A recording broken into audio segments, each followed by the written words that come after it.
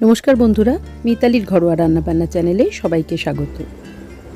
আজ আমি বানাবো এগ কারি বা ডিমের কারি। প্রায় প্রত্যেক দিনই কম বেশি কারু না কারুর বাড়িতে ডিমের কারি বা ডিম কষা বা এগ কারি যাই বলি না কেন, এটা হয়েই থাকে। বিভিন্ন লোকে বিভিন্ন রকমভাবে রান্না করে। আমি কেমনভাবে রান্না করি আসুন তবে আজকে দেখে নিই। এর জন্য আমি 6টা ডিম নিয়েছি। ডিমগুলো আমি খুব বেশিক্ষণ ধরে সেদ্ধ করিনি, একটু নরম করে সেদ্ধ করেছি, বেশি স্টিফ করে করিনি। সেদ্ধ করে খোসা ছাড়িয়ে গাগুলো চিড়ে নিয়ে এটা নুন, হলুদ এবং লঙ্কার গুঁড়ো দিয়ে ম্যারিনেট করে রেখেছি। আলুগুলোকে সেদ্ধ করে নিয়েছি।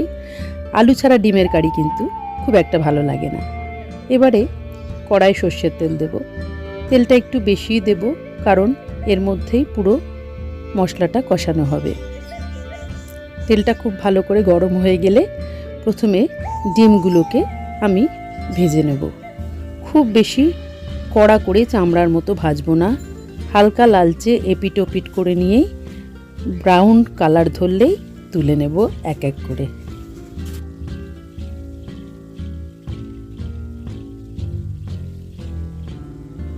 খুব সাবধানে হালকা হাতে এপিট ওপিট করে ডিমগুলোকে হালকা লাল করে ভেজেই তুলে নেব।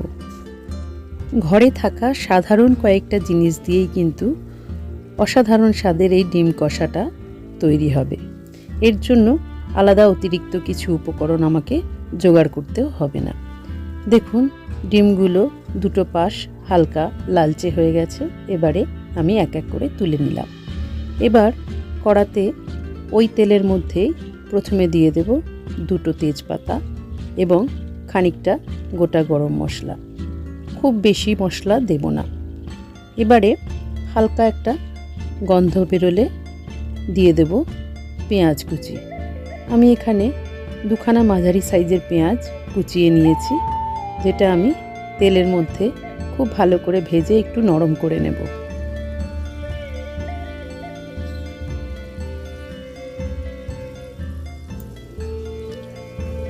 পেঁয়াজটা একটুখানি নরম হয়ে এলে এর মধ্যে দিয়ে দেব একটা মাঝারি সাইজের টমেটো কুচিয়ে। আপনি এখানে টমেটোটা বেটেও দিতে পারেন।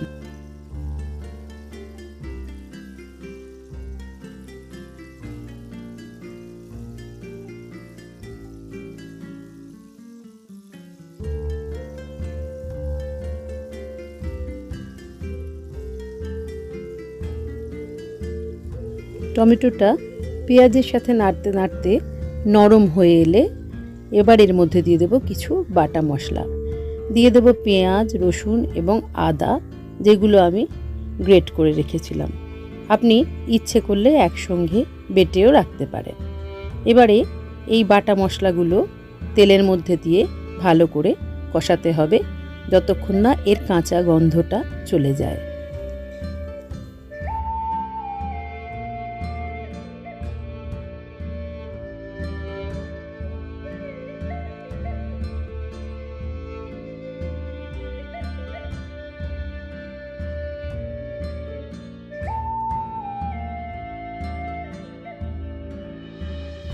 বাটা মশলাগুলো কষাতে কষাতে যখন এর কাঁচা গন্ধটা কেটে যাবে, তখন ওপর থেকে দিয়ে দেব নুন, হলুদ আর লঙ্কার গুঁড়ো।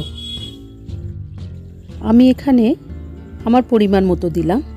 আপনি যেরকম ঝাল খান সেই অনুযায়ী লঙ্কাটা দেবেন। ব্যাস, আর অতিরিক্ত কোনো মশলা নয়। এই 3টে সাধারণ মশলা দিয়ে সামান্য একটু জল দিয়ে মশলাটাকে নরম করে দিতে হবে, তা না হলে কিন্তু গুঁড়ো মশলাগুলো তেলের মধ্যে পুড়ে যেতে পারে। এবারে মশলাটা কষাতে কষাতে সম্পূর্ণ নরম করে ফেলতে হবে, যাতে ওপর থেকে তেল ভেসে ওঠে। দেখুন, ওপর থেকে কিন্তু তেল ভেসে উঠেছে। এই পর্যায়ে দিয়ে দেব একটুখানি চিনি। চিনি দিলে মশলাটা আরও নরম হয়ে যাবে এবং মশলার রঙটাও খুব সুন্দর লালচে হয়ে যাবে। দেখুন, ভাজা ভাজা লালচে রং হয়ে গেছে। মশলাটা সম্পূর্ণ কষা হয়ে গেছে। এবার আমি দিয়ে দেব আগে থেকে সেদ্ধ করে রাখা আলুগুলো। এখানে আমি মাঝারি সাইজের আলু নিয়ে সেদ্ধ করে নিয়েছি, যেগুলো আমি হাফ হাফ করে নিয়েছি, গোটা রাখিনি।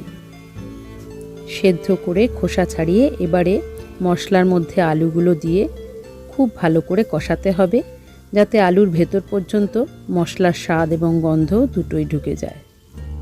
দরকার পড়লে একটুখানি জল দেব, যাতে মশলাটা নরম হয়ে যায়। আমি এখানে রান্নায় গরম জলই ব্যবহার করেছি।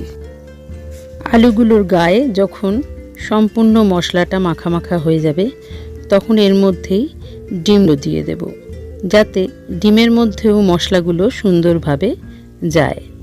খুব সাবধানে হালকা হাতে নাড়তে হবে, যাতে ডিমগুলো ভেঙে না যায়। এখানে আমি ডিমের ঝোলের মতো অনেকটা জল একসঙ্গে দিয়ে দেব না। যখন দরকার পড়বে তখন একটু একটু করে জল দেব, যাতে গ্রেভিটা শুকিয়ে না যায়, আবার বেশি বেড়েও না যায়। সামান্য সামান্য পরিমাণ জল দেব, দিয়ে কষাতে থাকবো, যাতে সেটা গ্রেভির মধ্যে সম্পূর্ণভাবে মিশে যায়। আপনি অবশ্য কেমন গ্রেভি রাখতে চান সেই অনুযায়ী জল দেবেন। আমি এখানে গ্রেভিটা খুব বেশি শুকিয়ে এলেই সামান্য একটু জল দেব, যাতে একটু ঘন কষা কষা ভাব থাকে। আপনি যদি মনে করেন একটু ঝোল ঝোল ভাব রাখবেন, তাহলে জলটা একটু বেশি দিতে পারেন। এর মাঝে বলে নিই, আমার এই রান্নাটা যদি আপনার পছন্দ হয়, তাহলে অবশ্যই আমার চ্যানেলটাকে সাবস্ক্রাইব করে নেবেন বন্ধুরা, আর বেল আইকনটাকে প্রেস করে দেবেন, যাতে সব নোটিফিকেশন সবার আগে আপনার কাছে যায়। আর একটা লাইক দিয়ে শেয়ার করে কিছু কমেন্টস করলে আমার খুব ভালো লাগবে। যতটা গ্রেভি রাখবো সেই পরিমাণ জল দিয়ে চাপা দিয়ে মিনিট 2-3 ফুটিয়েছি, কারণ আলু ডিম দুটোই সেদ্ধ হয়ে আছে, সুতরাং কোনো কিছু অতিরিক্ত সেদ্ধ করার জন্য বেশি সময় দেওয়ার দরকার নেই। জাস্ট মশলার মধ্যে আলু এবং ডিমের স্বাদ এবং আলু এবং ডিমের ভেতর মশলার স্বাদটা ঠিকঠাক পৌঁছে যায়, সেটাই দেখতে হবে। সবশেষে ওপর থেকে দিয়ে দেব খানিকটা গরম মশলা গুঁড়ো এবং একটুখানি গাওয়া ঘি।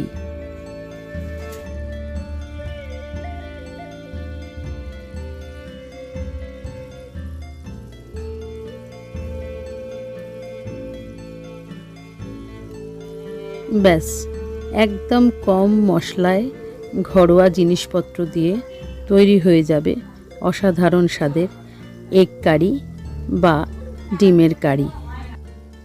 কিছুক্ষণ ঢাকা দিয়ে স্ট্যান্ডিং টাইমে রেখে দিলেই তৈরি অসাধারণ স্বাদের এই ডিমের কারি। রুটি, ভাত, পরোটা, রুমালি রুটি যা দিয়ে দেবেন, দেখবেন সবাই আনন্দ করে খেয়ে নিচ্ছে।